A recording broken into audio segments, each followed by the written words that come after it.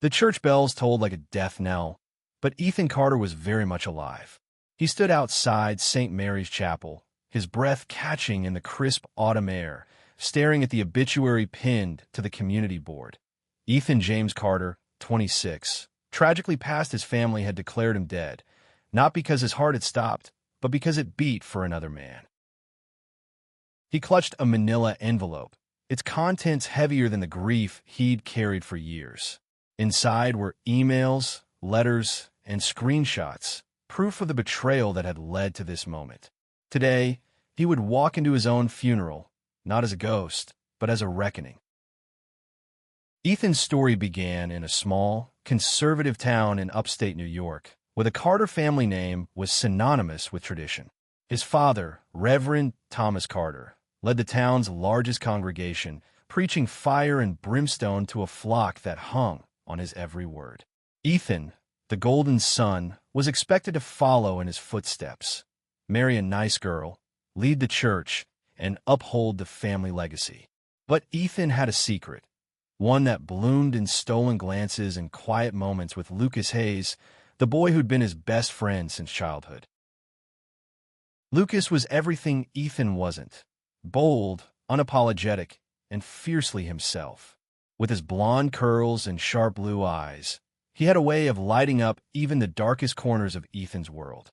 They'd grown up together, fishing in Lake Ontario, sneaking beers behind the old mill, and dreaming of lives bigger than their town's narrow streets. By high school, their friendship had deepened into something unspoken but undeniable. One summer night, under a sky bursting with stars, Lucas had kissed Ethan by the lake, and everything changed. For 2 years, they kept their love hidden, meeting in secret at an abandoned cabin in the woods. Ethan would sneak out after his father's sermons, heart racing as he ran to Lucas, who waited with a smile that made the world feel safe. They planned a future, moving to New York City, where they could live openly, hand in hand. But secrets in small towns don't stay buried long. It was Ethan's younger sister, Hannah, who found them out. She'd followed Ethan one night, curious about his late-night disappearances. At 16, Hannah was torn between loyalty to her brother and fear of their father's wrath. She told their mother, Margaret, hoping for understanding. Instead, Margaret wept, not for Ethan, but for the shame he'd brought upon the family. The next day, Reverend Thomas summoned Ethan to the church. "You are an abomination," his father had roared, his face red with fury. "You will not drag this family into your sin." Ethan tried to explain, to plead, but his father's verdict was final: leave or be cast out. Ethan chose to leave, packing a single bag and slipping away under the cover of night. Lucas was waiting at the bus station, his own bag slung over his shoulder. They boarded a Greyhound to New York City, hearts heavy but hopeful. The city was a revelation. For the first time, Ethan and Lucas could hold hands in public, kiss without fear, and build a life together. They found a tiny apartment in Brooklyn, worked odd jobs, and enrolled in community college. Ethan studied literature, dreaming of writing stories that could change hearts. Lucas pursued art, his sketches capturing the vibrancy of their new world. They were happy, but the past wasn't done with them. Back in their hometown, Reverend Thomas spun a lie to save face. He told the congregation that Ethan had died in a tragic accident, a story so convincing that even the local paper printed an obituary.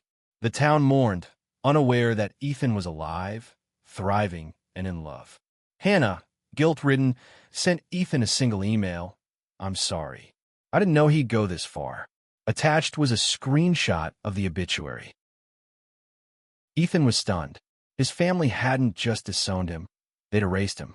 Lucas held him as he cried, rage and grief warring in his chest. "They don't get to do this," Lucas said, his voice fierce. "You're not dead. You're here with me." That night, they made a plan. Ethan would return to his hometown, not to beg for forgiveness, but to confront the lies, and he'd bring proof. The manila envelope in Ethan's hand held more than just the obituary. There were emails from his father to church elders, detailing plans to cleanse the family's reputation. There were text messages from his mother, urging Hannah to stay silent. And there was a letter written by Ethan himself, addressed to the congregation, a letter that laid bare his truth, his love, and his survival. As Ethan pushed open the chapel doors, the organ music stopped. Heads turned, gasps rippling through the pews.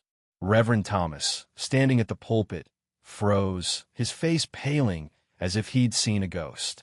Ethan stepped forward, his voice steady but trembling with emotion. "I'm not dead," he said, holding up the envelope, "but I'm here to bury your lies." The congregation stared, some in shock, others in confusion. Hannah, seated in the front row, covered her mouth, tears streaming down her face. Ethan's mother stood, her hands shaking, but his father remained silent, his authority crumbling under the weight of his son's presence. Ethan opened the envelope and began to read his letter aloud. "Dear St. Mary's," he began, his voice carrying through the silent church. "I was told my love was a sin, but I've learned it's the truest part of me." He spoke of Lucas, of their life in the city, of the pain of being erased. He read the emails, exposing his father's deception. With each word, the congregation's murmurs grew louder, some nodding, others weeping. Lucas stood at the back of the church, watching Ethan with pride. This was the man he loved, brave, unbroken, and ready to fight for their truth. As Ethan finished, he looked at his father and said, "You can't kill who I am." The chapel erupted in chaos. Some shouted in anger, others in support. Ethan walked out, Lucas at his side, leaving the envelope on the pulpit. They didn't stay to hear the aftermath. They drove back to the city, the weight of the day lifting with every mile. Ethan felt lighter, not because his family had accepted him, but because he'd reclaimed his story. Lucas squeezed his hand, whispering, "We're free now." But the story wasn't over. Back in the town, Hannah took the envelope and began to read its contents to herself, her heart breaking anew. She knew she had to act to make things right. The truth Ethan had brought to light was only the beginning. Hannah Carter sat in her childhood bedroom, the manila envelope trembling in her hands. The house was silent, her parents downstairs whispering furiously after Ethan's explosive return. She hadn't spoken since the church, her throat tight with guilt and fear. At 16, she'd betrayed her brother, not out of malice, but out of a desperate need to please her father. Now, at 19, she saw the cost of that betrayal. The envelope's contents were a roadmap of her family's lies. Emails from her father to church elders outlined a calculated plan to erase Ethan's existence, framing his death as a tragic accident to preserve the Carter legacy. Her mother's text to her, begging her to stay quiet, stung like fresh wounds. "It's for the family," Margaret had written. "We can't lose everything." But they lost Ethan, and Hannah felt complicit. She opened Ethan's letter again, her eyes scanning the words she'd heard him read in the chapel. "My love for Lucas is not a sin. It's the truth I've fought to live." Tears blurred her vision.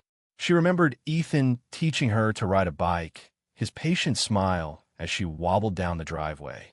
He'd always been her protector, her hero, and she'd helped destroy him. Downstairs, Reverend Thomas was on the phone, his voice low but sharp, trying to salvage his reputation. The congregation was fracturing. Some demanded his resignation. Others defended his righteous actions. Margaret sat at the kitchen table, staring blankly at a cold cup of tea. The town was buzzing, the obituary exposed as a lie. Whispers of Ethan's return spread like wildfire, and Hannah knew she couldn't stay silent any longer. She slipped out the back door, the envelope tucked under her jacket, and drove to the local library. There, she used a public computer to email Ethan. "I'm so sorry," she typed, her fingers shaking. "I didn't understand what I was doing. I want to fix this. Tell me how." She attached a scanned copy of a letter she'd written, confessing her role in telling their mother about Ethan and Lucas. It was a small step, but it felt like a start. In Brooklyn, Ethan and Lucas were unpacking their lives, trying to move forward. Ethan's phone pinged with Hannah's email, and he froze. Lucas read over his shoulder, his jaw tightening. "She's just a kid," Lucas said softly. "She was scared." Ethan nodded, but the hurt lingered. He replied, "Thank you for being honest. I need time, but I'm here." Meanwhile, the town was unraveling. A group of congregants, led by Mrs. Ellison, a retired schoolteacher who'd always questioned Reverend Thomas's harshness, organized a meeting at the community center. They wanted answers. Hannah, hearing about it, decided to attend. She stood at the back, clutching the envelope, her heart pounding. When Mrs. Ellison called for anyone with information to speak, Hannah stepped forward. "I'm Hannah Carter," she said, her voice shaking but clear. "My brother Ethan is alive, and my father lied to you all." She held up the envelope, her hand steady now. "These are the emails he sent, the plans he made to pretend Ethan was dead. All because Ethan loves a man." The room erupted in gasps and murmurs. Mrs. Ellison took the envelope, her eyes kind but firm. "We'll make sure the truth comes out," she promised. Hannah's confession sparked a movement.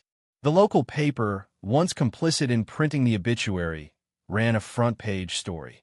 "Reverend Son Alive exposes family's deception." The article quoted Ethan's letter and included Hannah's account. Protests formed outside the church, demanding accountability. Some townsfolk stood by Reverend Thomas, clinging to tradition, but others, especially the younger generation, rallied for change.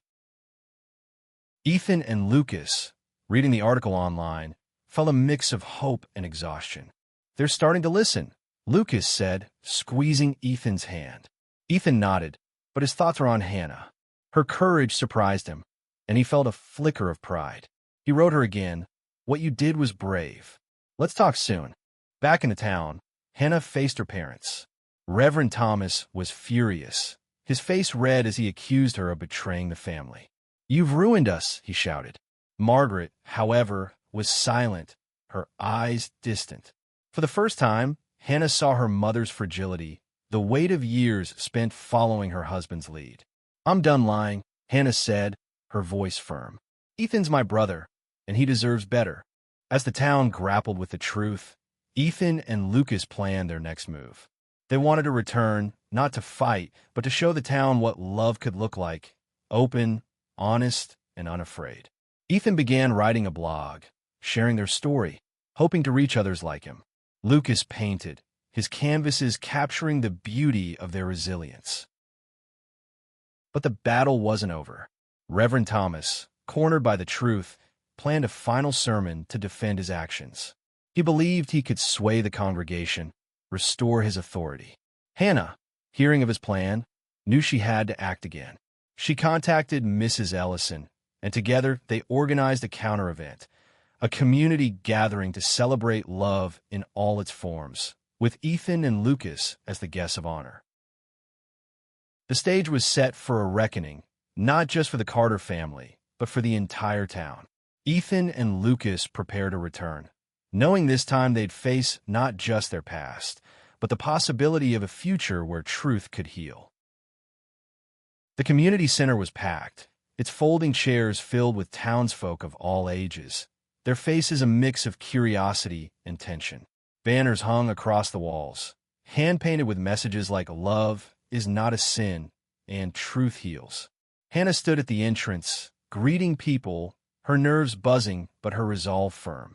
She'd spent days with Mrs. Ellison, organizing this gathering to counter her father's sermon, scheduled for the same evening at St. Mary's.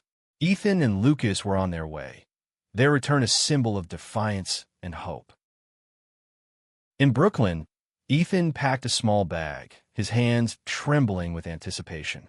Lucas, sketching at their kitchen table, looked up and smiled. "You ready for this?" he asked. Ethan nodded, though his stomach churned. Returning to the town that had erased him was daunting, but Hannah's courage and the growing support from others gave him strength. "Let's show them who we are," Ethan said, zipping the bag. The drive to upstate New York was quiet, the autumn leaves ablaze of red and gold. Lucas drove, his hand resting on Ethan's knee, a steady anchor. They listened to soft music, but Ethan's mind raced with memories of his father's anger, his mother's silence, and the love he'd found with Lucas. He clutched a new letter, one he'd written for the gathering, hoping to bridge the gap between his past and future. At the community center, Hannah took the stage, her voice steady despite the crowd's intensity. "Thank you for coming," she began. "Tonight, we're here to celebrate love and truth. My brother Ethan is alive, and he's coming home." The room erupted in applause, though some faces remained skeptical. Mrs. Ellison joined her, sharing stories of others in the town who'd faced rejection for who they loved. The message was clear: change was overdue. Across town, Reverend Thomas stood at his pulpit, his sermon a desperate bid to reclaim control. "God's law is clear," he thundered, his voice echoing through the half-empty church. "We must protect our values." But his words rang hollow. Many congregants had chosen the community center, drawn by the promise of a different kind of truth. Margaret sat in the front pew, her face pale, her hands clasped tightly. For the first time, she questioned her husband's righteousness. Ethan and Lucas arrived at the community center just as Hannah finished speaking. The crowd turned, gasps and whispers spreading as Ethan stepped inside, Lucas at his side. They were older now, stronger, their love a quiet defiance against the town's judgment. Hannah rushed to them, hugging Ethan tightly. "I'm so sorry," she whispered. Ethan held her, tears in his eyes. "You're here now," he said. "That's what matters." Ethan took the stage, his letter in hand. "I was told I was dead," he began, his voice clear and strong. "Not because I stopped breathing, but because I loved someone my family couldn't accept." He spoke of Lucas, of their life in the city, of the pain of being erased. He read from his letter, his words raw and honest. "Love doesn't destroy families. Lies do. I'm here to tell you that I'm alive, and my love is worth fighting for." The room was silent, then erupted in applause. Some wept, others nodded, their hearts shifting. Lucas stood beside Ethan, his presence a testament to their bond. He spoke briefly, his voice warm but firm. "We're not here to shame anyone. We're here to live our truth, and we hope you'll stand with us." Meanwhile, at St. Mary's, Reverend Thomas's sermon faltered. Word of Ethan's speech spread, and more congregants slipped out, heading to the community center. Margaret stayed, but her mind was elsewhere. She remembered Ethan as a boy, his laughter filling their home. She'd failed him, and the weight of that failure crushed her. Back at the center, the gathering became a celebration. People shared stories, hugged, and vowed to support one another. A young woman, inspired by Ethan, came out to her parents in the crowd, her voice trembling but brave. The room cheered, her parents embracing her through tears. Hannah watched, her heart swelling. She'd helped make this possible. As the night ended, Ethan and Lucas stepped outside, the cool air a relief after the emotional intensity. Hannah joined them, her eyes bright with hope. "I want to come to the city," she said. "I want to learn to be better." Ethan smiled, pulling her close. "You're already on your way." But the night wasn't over. Across town, Reverend Thomas sat alone in the church, his sermon abandoned. Margaret approached him, her voice quiet but resolute. "We were wrong, Thomas," she said. "We lost our son because of your pride." For the first time, he had no answer. The town was changing, but the Carter family's wounds ran deep. Ethan and Lucas knew their fight wasn't just for themselves, but for others who'd been silenced. As they prepared to return to Brooklyn, they planned to keep speaking out, using Ethan's blog and Lucas's art to reach more hearts. Hannah, meanwhile, began packing, ready to join them and rebuild their bond. Back in Brooklyn, Ethan and Lucas settled into their routine, but the town's events lingered like an echo. Ethan's blog gained traction, his posts about love, rejection, and resilience resonating with readers far beyond New York. Comments poured in, some from people sharing their own stories of being cast out, others from allies offering support. Lucas's paintings, vibrant with emotion, were displayed in a local gallery, each canvas telling a piece of their journey. Their small apartment became a hub of hope, a place where they dreamed of bigger change. Hannah arrived a week later, her suitcase small but her determination vast. She enrolled in community college, studying social work, inspired by Ethan's courage and her own guilt.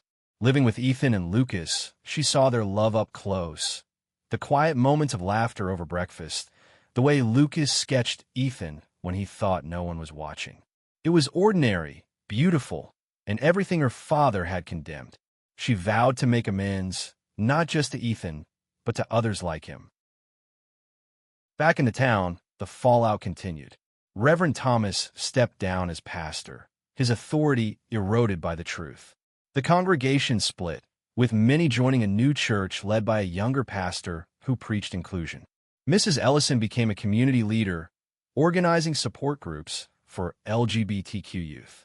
The local paper ran follow-up stories, highlighting the town's shift toward acceptance. But Margaret remained a ghost in her own home, grappling with her complicity.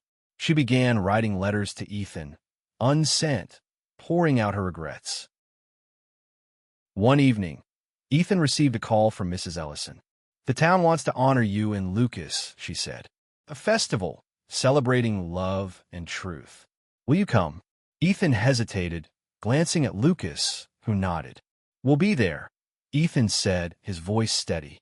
Hannah, overhearing, insisted on helping organize. She wanted to show the town she'd changed.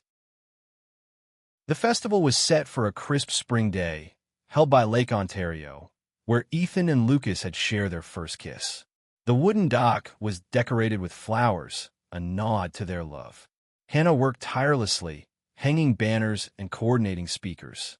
She invited Ethan to give a keynote speech, hoping it would heal old wounds. Lucas prepared a new painting, a vibrant depiction of two figures under a starry sky, to be unveiled at the event. As the festival approached, Ethan struggled with his speech. He wanted to forgive, but the pain of his family's betrayal lingered. Lucas sat with him, helping him find the words. "You don't have to forgive them yet," Lucas said, "but you can show them what forgiveness looks like." Ethan nodded, writing late into the night, his words a blend of hurt and hope. The festival day arrived, the lake sparkling under a clear sky. Hundreds gathered, a mix of townsfolk, allies, and newcomers. Ethan and Lucas stood on the dock, hand in hand, as Hannah introduced them. "My brother taught me what love means," she said, her voice breaking. "He's not just alive, he's a light." The crowd cheered, and Ethan felt a weight lift. His speech was raw, honest. "I came back to bury lies," he said, "but I stayed to build truth. Love isn't a choice, it's a gift, and no one can take that from us." He spoke of Lucas, of their life, of the town's potential to heal. When he finished, the crowd stood, clapping, some in tears. Lucas unveiled his painting, the colors vivid against the lake's backdrop. It was met with gasps and applause, a symbol of their enduring love. Margaret was there, standing at the crowd's edge, her face a mask of grief and pride. She approached Ethan afterward, her voice trembling. "I failed you," she said, "but I see you now." Ethan didn't hug her, but he nodded, a small step toward reconciliation. Reverend Thomas wasn't there. He'd left town, unable to face the change. Hannah, watching her mother and brother, felt a spark of hope. She hugged them both, whispering, "We'll figure it out." The festival ended with music and laughter, the town alive with possibility. Ethan and Lucas walked to the lake's edge, their hands entwined. "We did it," Lucas said, his smile bright. Ethan kissed him, the crowd cheering in the distance. They weren't just surviving, they were thriving. Hannah stayed in Brooklyn, growing closer to Ethan and Lucas. She joined a local LGBTQ advocacy group, using her story to help others. Ethan's blog became a book deal, his words reaching a wider audience. Lucas's art gained recognition, each piece a testament to their journey. The town continued to change, slowly but surely, inspired by the couple who'd refused to be erased. A year later, Ethan stood in a small Brooklyn bookstore, signing copies of his memoir, Declared Dead, a story of love and truth. The room was packed, readers clutching books, their faces eager and emotional. Lucas sat nearby, sketching in a notebook, his pride in Ethan evident in every glance. Hannah was there too, helping organize the event, her social work studies fueling her passion for advocacy. The book, born from Ethan's blog, had become a beacon for those facing rejection, its pages filled with the raw truth of his journey. The memoir detailed not just the dramatic confrontation at his funeral, but the quieter moments, the love that sustained him, the family he'd lost and found, and the town that learned to change. Readers connected with Ethan's vulnerability, his refusal to let hate define him. At the signing, a young man approached, his voice shaky. "Your story saved me," he said. "I came out to my parents because of you." Ethan hugged him, tears in his eyes. This was why he'd written it. Back in the town, the festival had become an annual event, drawing visitors from across the state. Mrs. Ellison led the planning, with Hannah returning to help each year. The lake, once a place of secrets for Ethan and Lucas, was now a symbol of openness. The wooden dock bore a permanent plaque, "For Ethan and Lucas, who showed us love's power." Margaret had started attending a support group for parents of LGBTQ children, slowly rebuilding her understanding. She and Ethan met occasionally, their conversations tentative but growing warmer. She sent him a letter, finally mailed, apologizing for her silence. "I'm learning," she wrote. "I want to be the mother you deserve."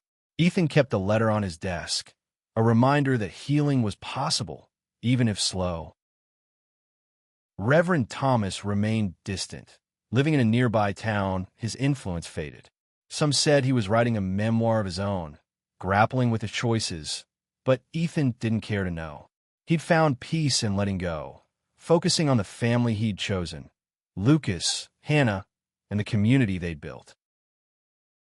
One evening, Ethan and Lucas walked to the Brooklyn Bridge, the city lights glittering below. They'd come far from the lake in upstate New York, but that first kiss still burned bright in their hearts. Lucas pulled Ethan close, whispering, "We made it." Ethan smiled, his hand tracing Lucas's jaw. "We're just getting started." They married that summer in a small ceremony by Lake Ontario, the town's festival serving as their reception. Hannah was maid of honor, her speech a tearful tribute to their resilience. Mrs. Ellison officiated, her voice warm with pride.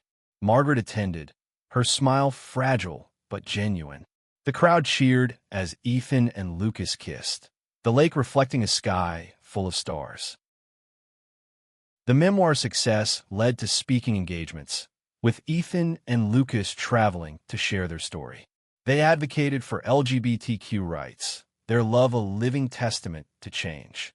Hannah graduated, becoming a counselor for queer youth, her work a continuation of her brother's legacy. The town, once a place of pain, became a beacon of acceptance, its story spreading through Ethan's words and Lucas's art. As they stood on the dock after their wedding, Ethan looked at Lucas, his heart full. "They tried to bury us," he said, "but we grew." Lucas laughed, pulling him into a kiss. The crowd's cheers faded into the night, leaving only the sound of the lake and the promise of a future they'd fought for. Their story wasn't just about surviving. It was about thriving, about rewriting the narrative for themselves and others. Ethan's book ended with a dedication. To Lucas, my home. To Hannah, my hope. To everyone who dares to love, keep fighting. The words echoed in the hearts of those who read them, a reminder that truth and love could conquer even the deepest lies.